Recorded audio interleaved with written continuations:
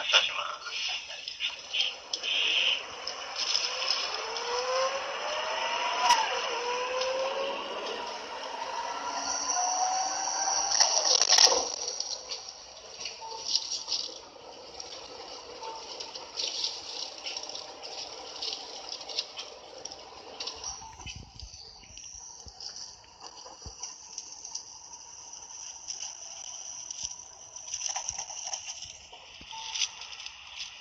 停車します。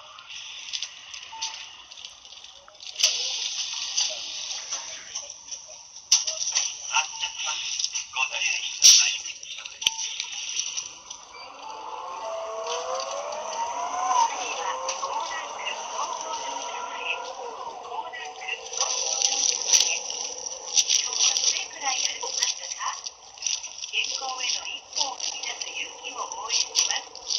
スポーツクラブルネサンス前でございます。神奈川県弁護士会所属森陽介公団法律事務所へおいでの方はこちらが便利です。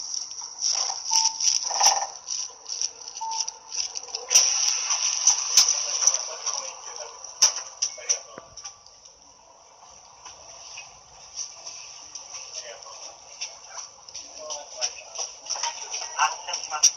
ご注意ください。おつかまりください。発車します。